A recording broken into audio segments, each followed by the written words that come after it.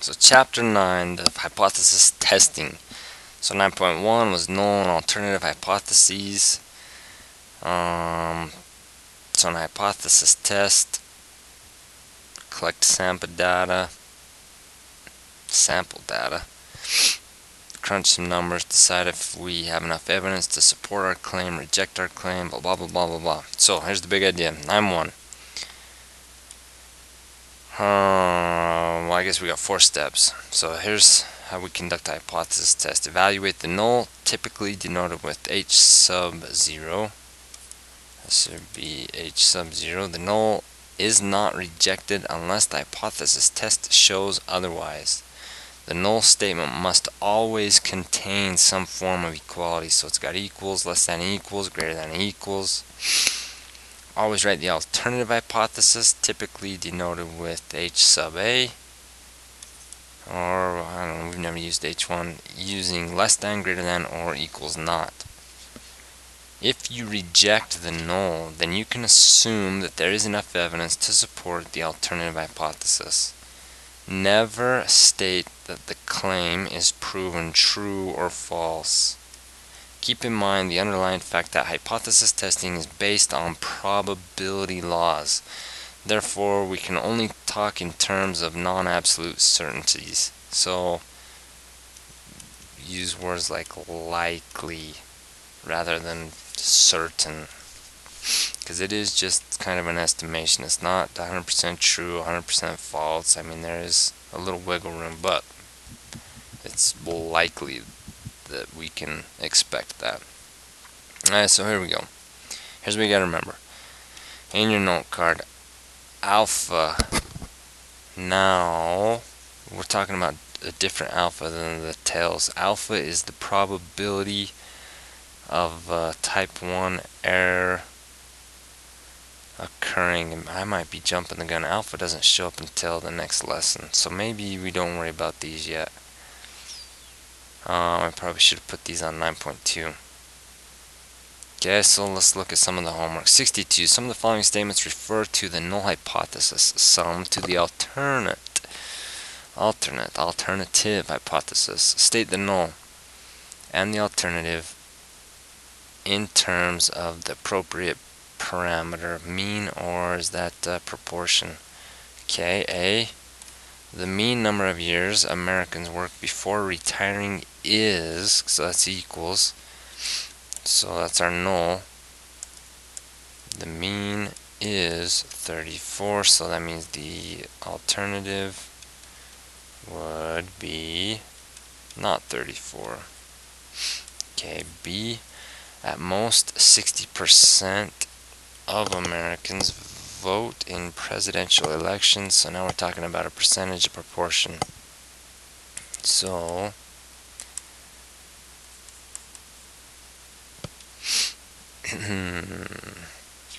alright, so at most, so this is the keyword right here. That means that is the greatest. So anywhere from 0 to 60%. So at most, your proportion is less than or equal to 60. It can be 60. The very most it's 60, cannot be more than 60. So the alternative is it's going to be greater than 60. C. The mean starting salary for San Jose State University grads is at least, okay, that's the keyword right there, at least 100 grand per year. And this is the average. We're using means, so the null, the alternative. Okay, the mean is at least 100 grand, so it could be more, greater than or equal to 100k. The alternative, the mean is less than 100k. And last one.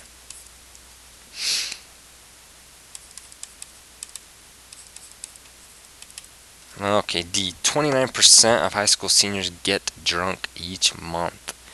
29%, we're going to use a proportion. So we're talking about the mean is 0.29. And the alternative would be is not 0.29. Okay. Now 9.2, this is what we're talking about. Type 1 and type 2 errors. Okay. So type 1 error, this little chart's actually the best. Type 1 error happens when we reject the null, but it turns out the null was true. Type 2 error happens when we do not reject the null and it is false. Okay, now this is where alpha and beta come in. Alpha is the probability of a type 1 error occurring. Beta is the probability of a type 2 error occurring. This, you're going to want this in your notes. This is like less than the next, maybe even 9.3 or 9.4. When, it's probably 9, I don't know when we do p-values. When alpha is less than the p-value, do not reject the null. And alpha is preconceived. If no value is given, alpha is normally 5%. Okay. Here we go. 68. When a new drug is created, the pharmaceutical company must subject it to testing before receiving the necessary permission from the FDA to market the drug. Suppose the null hypothesis is the drug is unsafe. So the null is drug is unsafe. So the alternative, these two are opposite each other, so the alternative would be drug is safe.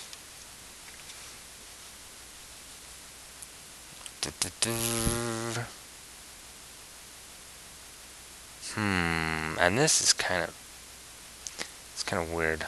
Okay, so let's see if we can figure it out. Okay, now a type 2 error is this. A type 2 error is we accept the null, we don't reject it, but it is actually false. So we are going to accept the null. So we're going to say the drug is, we're going to conclude the drug is unsafe, but it really is not. So here we go. If you start picking through these to conclude the drug is safe, no, we're going to conclude. Yeah, this is why it's weird. So not to conclude the drug is safe, which is to conclude the drug is unsafe, when in fact it is safe, and that's the one we're after. So a lot of double negatives there, that's a pain in the butt. Okay, 69, a statistics instructor believes that fewer than 20% of EVC students attended the opening midnight showing of the latest Harry Potter movie. She surveys 84, finds that 11 of them attended the midnight showing. The type 1 error is to conclude that the percent of these students who attended is multiple choice. Okay, now I think this one's bad. This is pretty ambiguous. So she believes that fewer than 20%. So there's kind of two ways to go.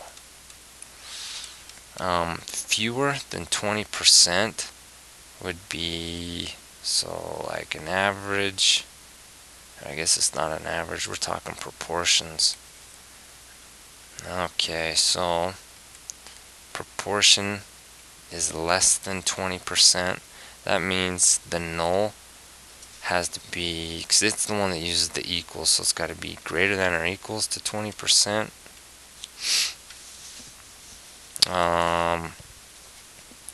But if you're going to include, if you go this way, if you say, well, she really means, because that's why you got to use at least or at most, because those words totally tell you it can be inclusive. But if we go fewer than 20%, I just assume that's less than 20%. But if you think she believes less than or equal to 20%, then the ha would be greater than 20%. It kind of depends which way you set it up. The answer in the book, I think, sets it up like this. So a type 1 error. Type 1 error is this: you reject the null, but it is true. So if you reject the null and it is true, okay, at least 20% when in fact it is less than 20%.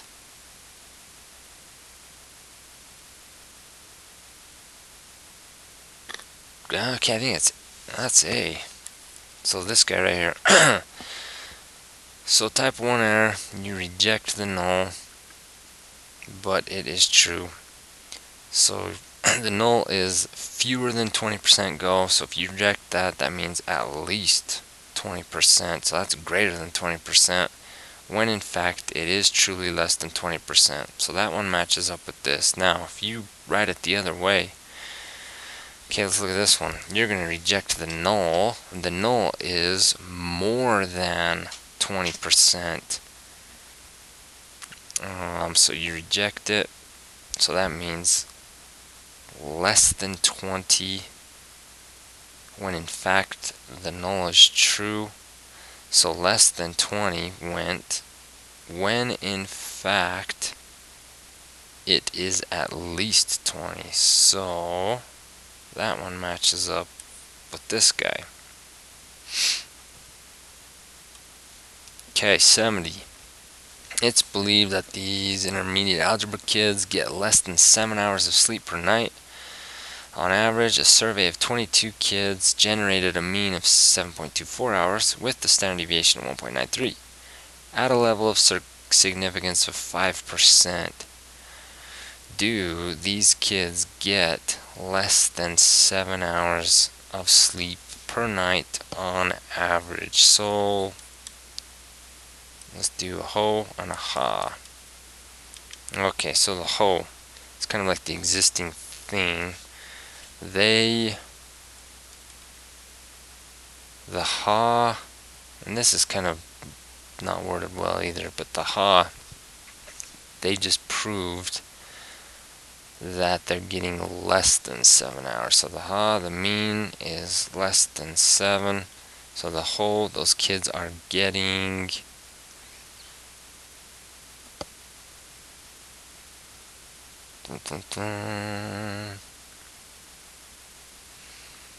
so, God, it's a pain in the butt. So it's believed.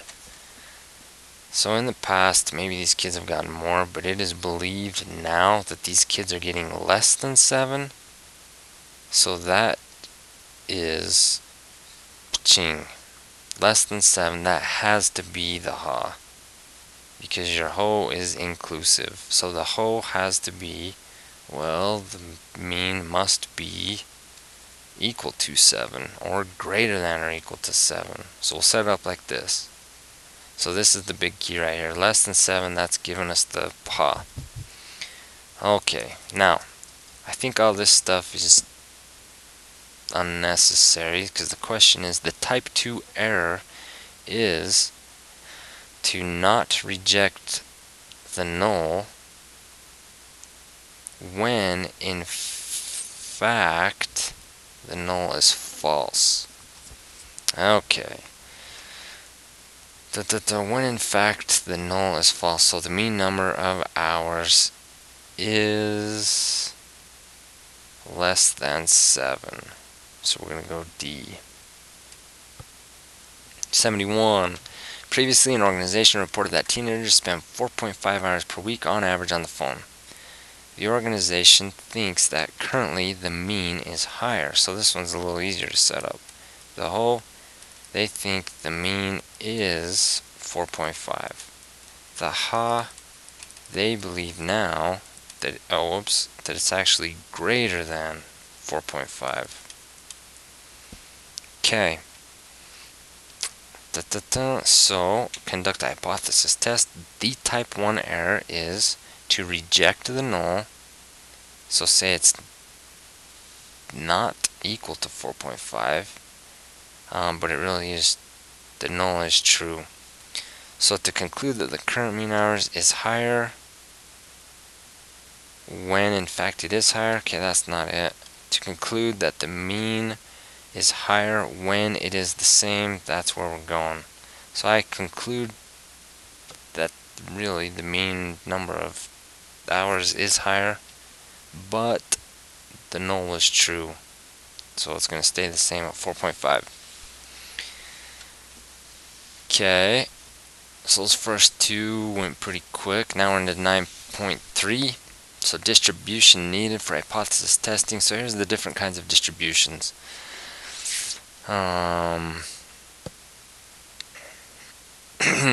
Students' t-test should be used if the data come from a simple random sample and the population is approximately normally distributed. Sample size is large, but this is key: an unknown standard deviation from the population. Normal test will work if the data come from a simple random sample, population is approximately normal, or sample size is large with a known standard deviation. Let's see. When testing, use a normal test for a single population proportion if the data comes from a simple random sample. Fill the requirements for a binomial distribution. So that's it. The proportions come from a binomial distribution, so it's either a success or a failure. They agree or they don't. The mean number of successes and the mean number of failures. Okay, this is important. We gotta know this. So it's got to satisfy this condition. N is the sample size times the chance of a success. It's got to be greater than 5. The sample size times the chance of a failure has got to be greater than 5. So if it satisfies that, then we're okay. Okay, so a lot of stuff here.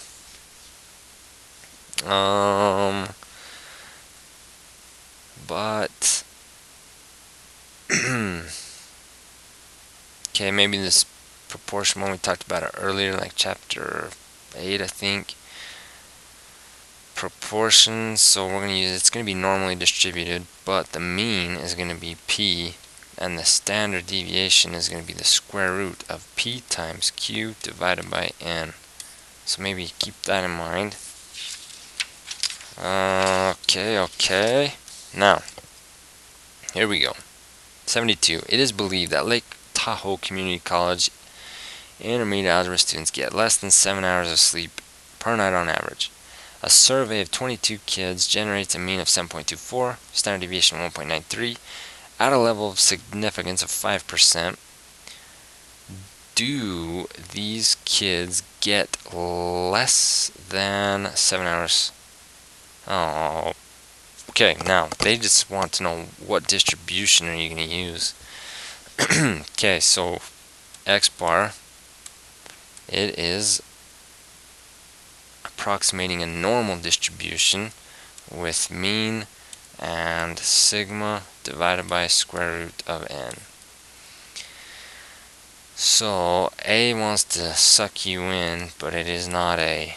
7.24 is the mean, because we can use the mean from the population and the mean from the sample. Those two are kind of interchangeable. But the standard deviation given, that is S of X. So the standard deviation from the sample, that is not sigma. Here you have to use sigma.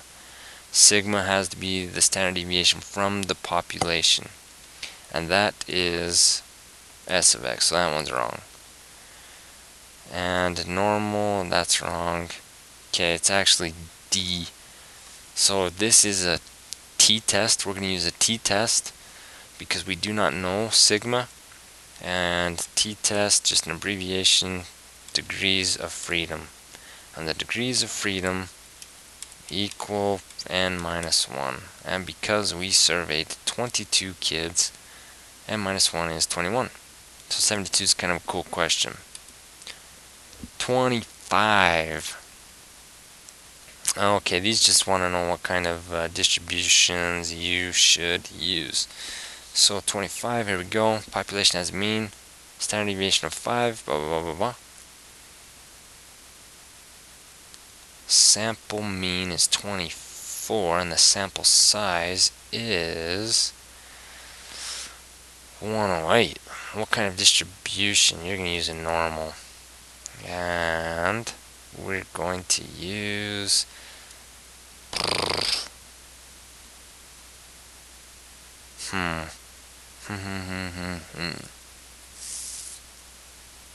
Okay, look, the means are usually interchangeable. So the population means 25, sample means 20. They usually don't give you both. They usually don't give you this.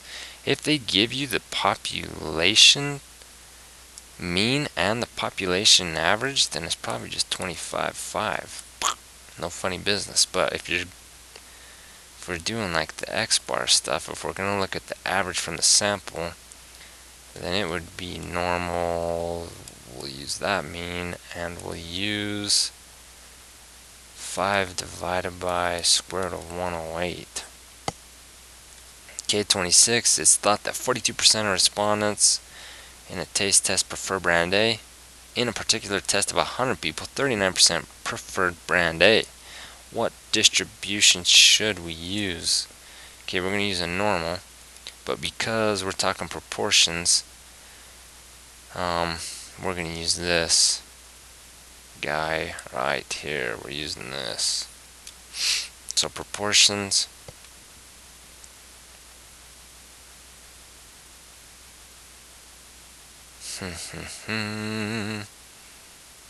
And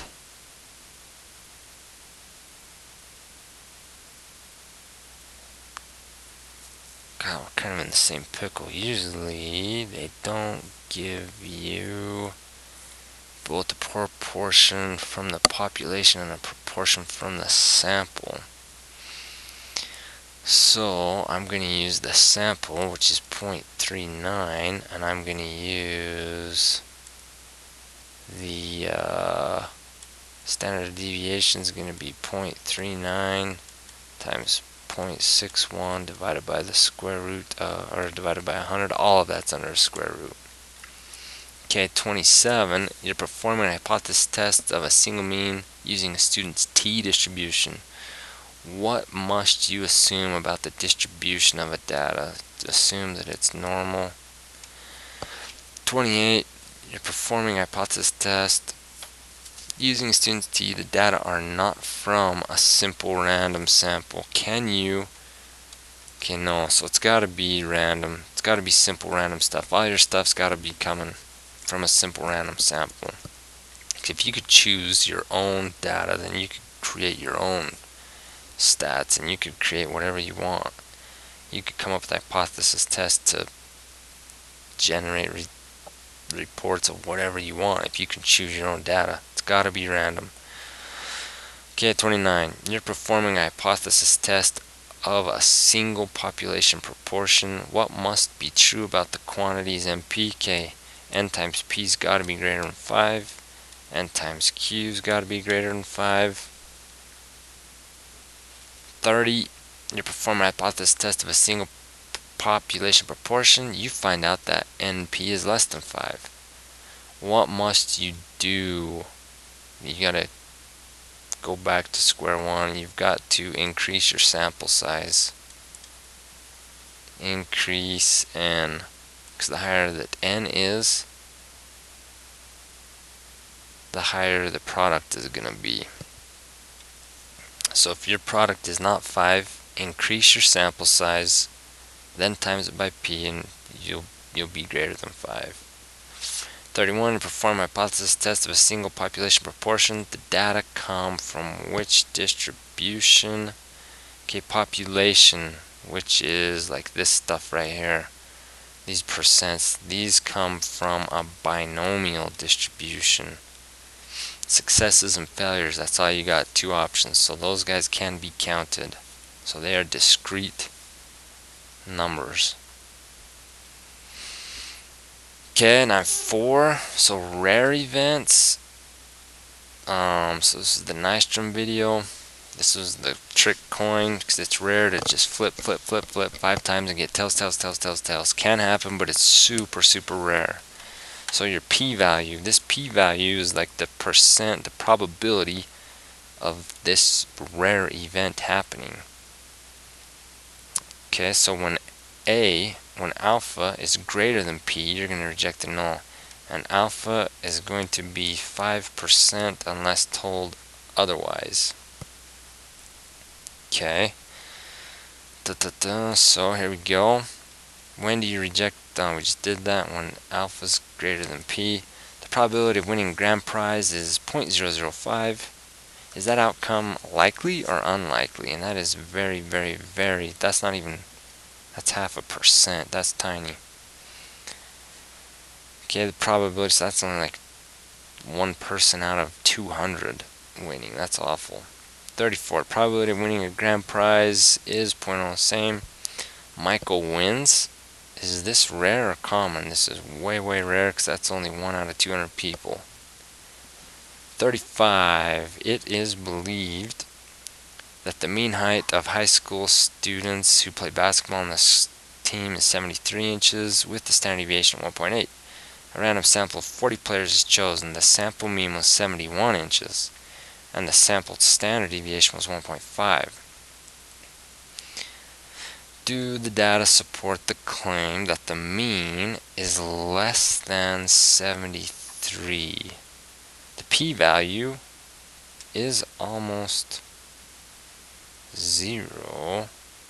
Okay, so I think they just gave us a ton of info we didn't really need. 35, let me do it down here. So, the ho and the ha. Okay, the claim is less than 73, so the mean average is less than 73. The only one that uses less than the ha, so that means the null is greater than or equal to 73. Okay, alpha is 0.05 and p is almost 0. So alpha is greater than p. So we are going to reject the null. So what does it want us to do? So there is enough evidence to suggest that the claim has some validity. Okay, 40. If you don't reject the null, then it must be true. Is this correct? Okay, that's false. If you don't reject the null, that means there was not enough evidence to conclude that. So you either have to rework your sample, increase your sample size, you gotta try again. Change something, try again.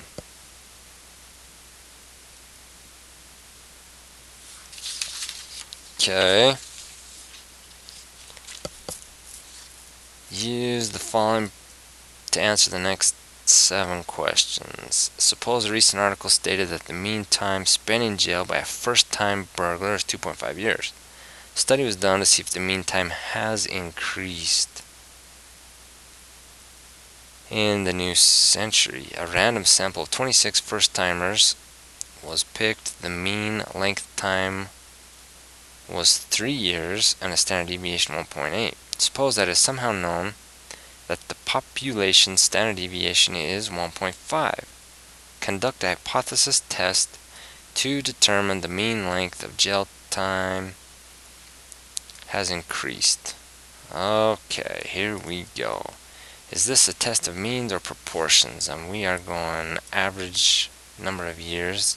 So this means what symbol represents a random variable for this test? So we're going x bar.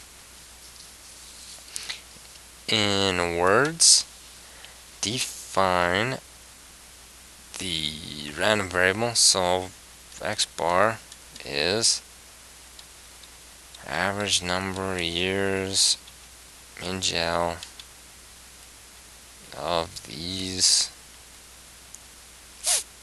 26 inmates. 44, is the population standard deviation known, and if so, what is it? Population, I think it said population is 1.5. Alright, so calculate the following. X bar was 3 years. Sigma, oh, sigma we just did, that's 1.5. Standard deviation of the sample is 1.8, and the sample was 26. So now this is what we were talking about before. So you've got sigma and the standard deviation of the sample. Which one should you use? Always use the sigma. That's going to give you much more accurate results. If you know sigma, use sigma. Okay, now this is the last section. So this is culminates in this, you conducting your own hypothesis test and determining the results, coming up with the conclusion and backing it with the data. So here we go. Pretty much they want you to follow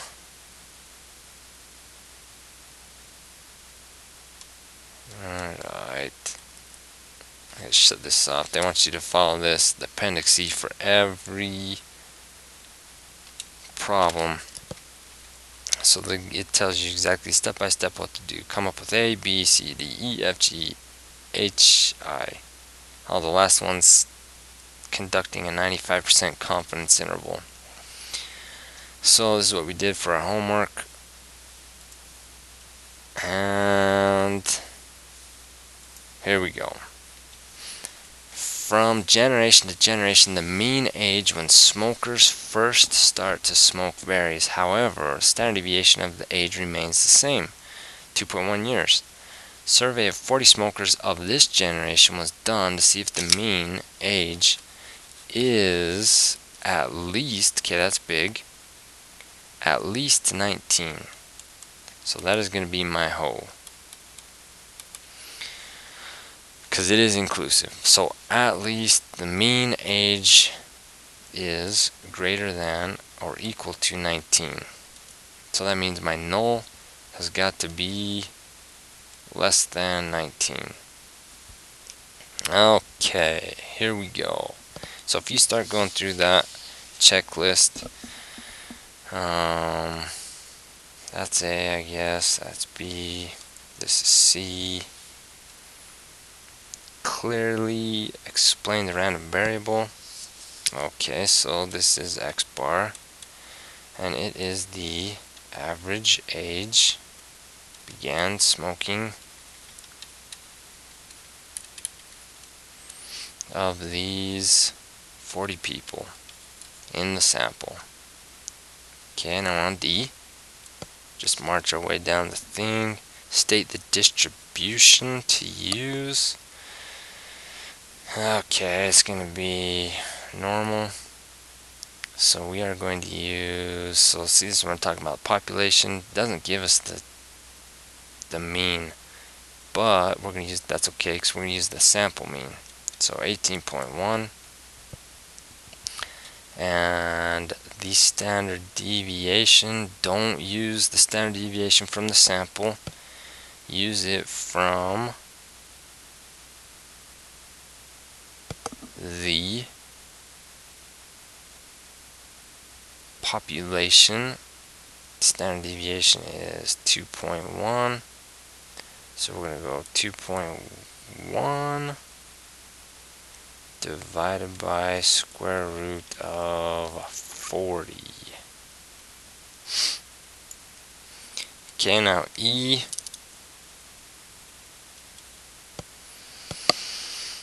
what does E want? E wants the test statistic, E wants the z-score. Okay, now, from here on out, I think it's calculator. So let's go calculator. Oops, that's calculator. We're going to go menu, 6. Okay, now we are not, whoa. It's not a distribution, and it's not a confidence interval. It is a stat test. Okay, we are going to do a z-test. We're going to do it from statistics given to us. Now this is the mean from the null. Okay, the mean from the null.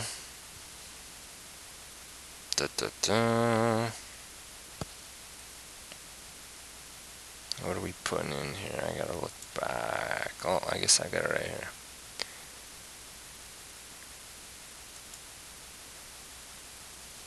Okay, the mean is 18.1. Standard deviation, we are going to use sigma 2.1. Okay, x bar is 18.1. So the mean is 19. So let's punch in 19. So it used to be 19 or greater than 19. We're just going to use 19 now. They think it's less than 19. The sample size was 40.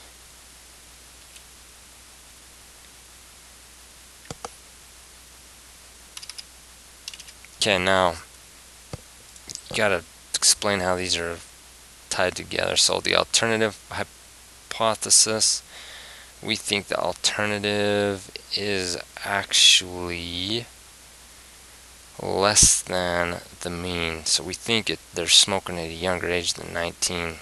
So now hit OK. And here we go. Alright, here's all your data. So there's your z-score right there. Your z-score is negative 2.71. F, the p-value, there's your p-value. P-value is 0.0033. G, draw, sketch picture of the situation. Let's skip that. H, okay, H, your alpha was, so this HI alpha is 0.05, II, the decision, okay, my p value was 0.00, wasn't it? 0.0033. So 0.05 is greater than 0.0033. So if alpha is greater than p-value, we're going to reject the null. So we're going to reject the null, and we are going to agree with the alternative. So the mean is actually indeed less than 19. So these kids are starting at a younger age to smoke. And the last thing, construct a 95% confidence interval. So that's like chapter 8 stuff. So you're going to go menu, 6, confidence interval. Okay, we're going to do a z interval from stats that we have. Sigma is 1.5. No. What's sigma? Sigma is 2.1. Okay, the x bar, that was 18.1. And we surveyed 40 people.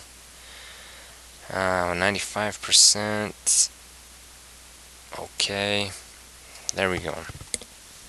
So I'm 95% confident that the true mean of the population is somewhere between 17.4 years of age and 18.8 years of age when they first start smoking. Okay, your error of margin is 0.65 years. And there we go. Okay, let's look at the next one. So 78, the mean number of sick days an employee takes per year is believed to be about 10. members of a personnel department do not believe it. They randomly survey 8 employees, and here's what they find. Should the personnel believe that the mean is 10? Okay, so the mean is 10, so that is my ho. Equals 10. My ha is that does not equal 10. So that is A, that is B. Now we're on to C. This is a X bar, and it is going to represent the average number of sick days taken from a sample of how many people. They surveyed 8 people from sample of 8 people. Okay, D. State the distribution. We're just going to use a normal distribution. E. What is the test statistic? E wants the z-score.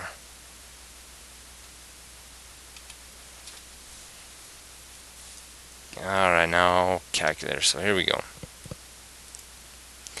We are going to go menu 6. We're gonna do a test ourselves, and we're gonna do a. Oh, you know what? We've got to do it from data, not from stats, because we don't have the stats. So we're going to have to introduce a graph. We're gonna have to enter those values in ourselves. Okay, so 12 days, 4 days, 15 days, 3 days, 11 days, 8 days, 6 days, 8 days. Double check it. Okay, name it whatever you want. And we're good. So now let's go back. Okay, now we're ready. So go menu 6. Whatever that was. Menu 6. We're going to do a test. And we're going to do, oh my gosh. We're going to do a z-test. We're going to do it from data that we have entered. Okie dokie. Now, they want the mean. So, let me look here. They believe that the mean from the null, they believe the mean was 10. Standard deviation. Oh. Standard deviation. Oh, dude, we can't use a z-test because we don't have the stand. Does it give us standard deviation? Okay, sweet. We cannot use it, so I'm going to cancel this. Maybe. And I'm going to cancel that, so we're going to have to do a t-test. So we're going to have to go menu, stats, and we're going to do a t-test. Okay, we're going to do it from the data that we have. Okay, the mean is 10, they believe. The list, I want to pull my stats from, whoa. Thought I named it BBBB. Dude, I'm having a bad day. Let's cancel that. Oh, maybe I didn't name it.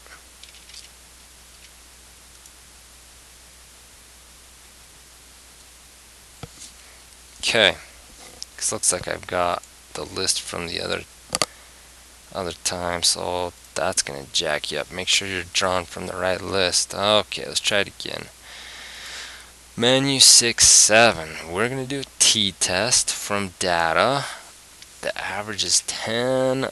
The list I want to pull from is BBBB, and let's see, I want to set up the alternative is not equal to the null, so that's what I want. And okay. And voila. So you start looking at this, your t-value is -1.12. So it's left 1.12 t-scores, or it's also positive 1.12. So you go to the right 1.12. Your p-value is almost 30%. So your p-value, oh, it's pretty high.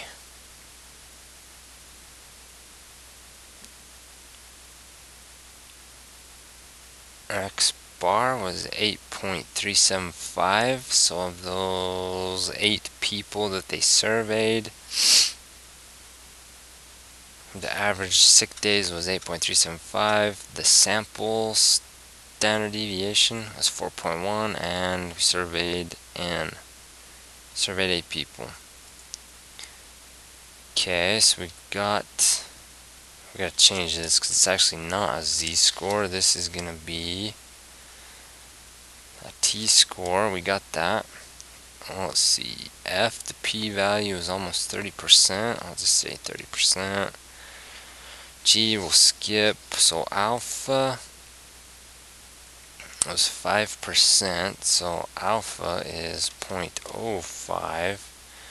The p-value is 0.3. So alpha was less than. So when alpha is greater than, you reject the null. When alpha is less than, where was that? Oh, there we go. Oh. Yeah, when alpha is greater, you reject. When alpha is less, do not reject. So because our alpha is 5% and the p-value is 30%, we are not going to reject the null. So we're going to tell personnel, you can't really reject the null yet. You got to probably increase your sample size. You got to survey more than 8 people.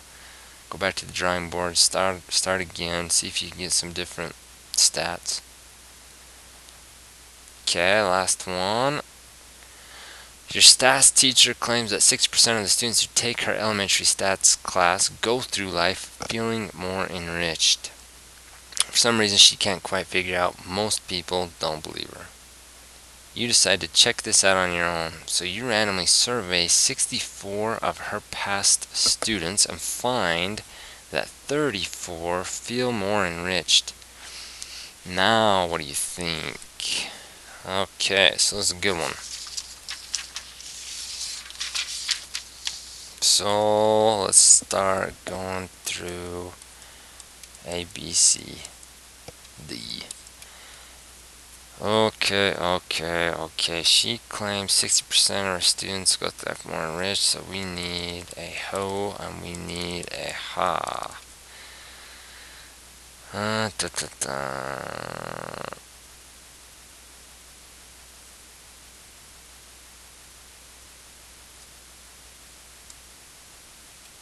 So your ho, she claims that 60%. So that is a proportion. So the proportion is 60%. And for some reason, most people don't believe her. I don't know. Do most people? I'm sure most people think it's like less than 60. Because I'm sure they don't think it's more than 60. So then your p-value or your ho could be probably p is greater than or equal to 60.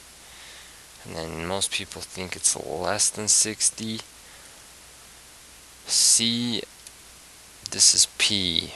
So p prime represents the proportion of people who feel that their life has been more enriched as a result of taking a stats class. D, state the distribution to use. It's going to be normal, but because it's proportion, we're going to use 60 as the mean, and you're going to use 60 times 40 divided by, she surveyed 34, so this is going to be our sigma. Okay, E. What do we gotta do here? E, we gotta find the z-score. So the test statistics. So now let's look at this. Okay, your calculator, when we go to run this test, we're gonna go menu 6, 7. Okay, now it's not really a z-test or a t-test. We're doing a proportion. So come down here, click on proportion. Now the proportion is 60%. The successes, she said, I think there was 34 out of a sample of 64.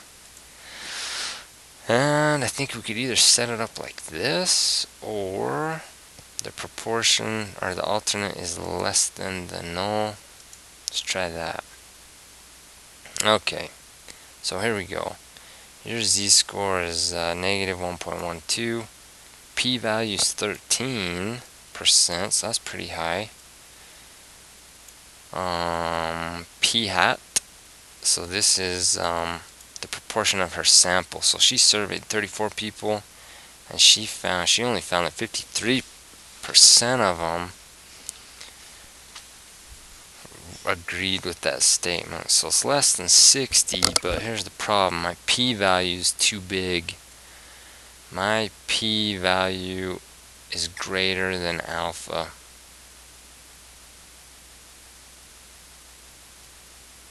So when alpha is less than the p, I think we're going to have to reject the null.